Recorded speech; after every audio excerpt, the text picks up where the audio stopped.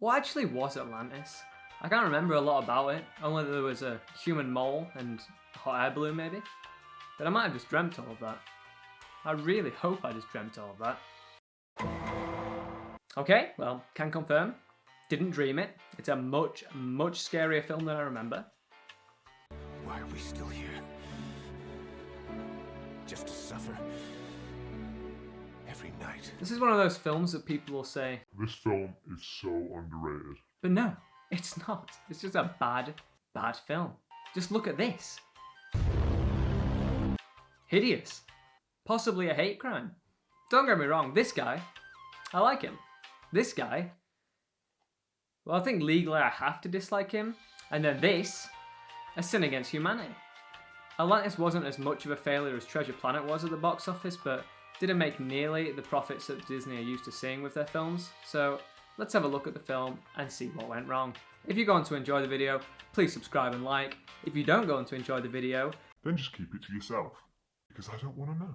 So we start with a Plato quote about Atlantis being swallowed into the sea, and you're like, damn, this film really means business.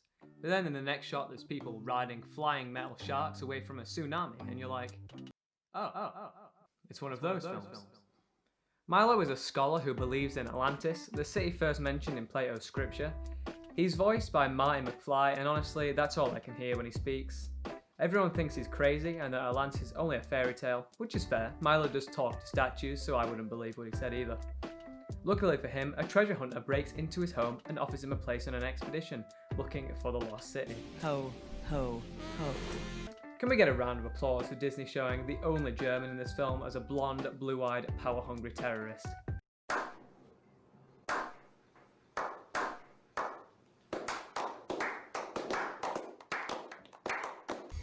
Milo meets his bunkmate, the hellspawn that is Mole. Did you think that I would let you go? That you lost me back in the wilds?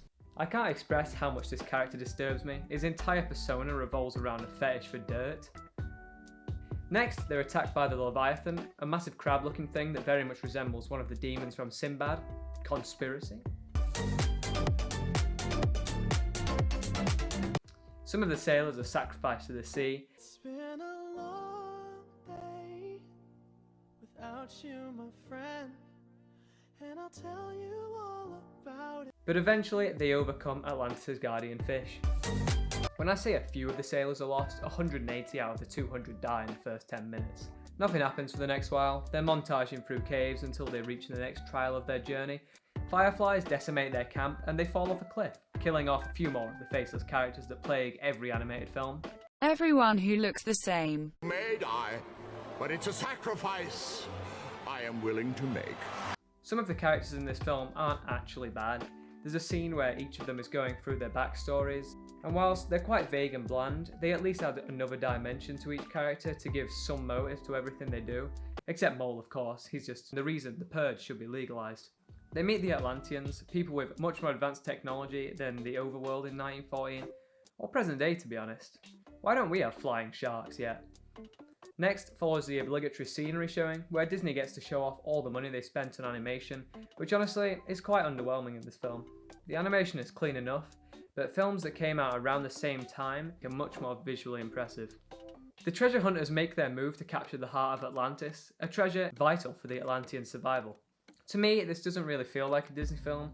I'm not sure if they were trying to change it up a bit to compete more directly with the success DreamWorks was having, or if they were just really high for a few years.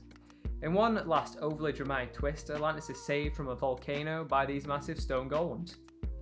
This film is 100% underrated.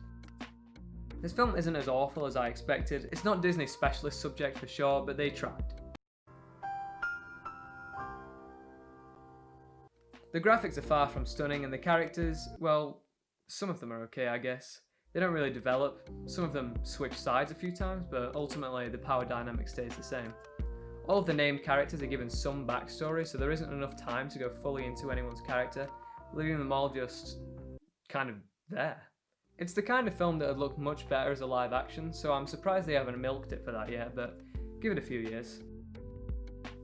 I'll give this film a solid 4 flying crab sticks out of 10. If you enjoyed, please subscribe and comment below if you have any suggestions for the next one. I'll see you in the next one. And if not, I guess I'll see you in hell.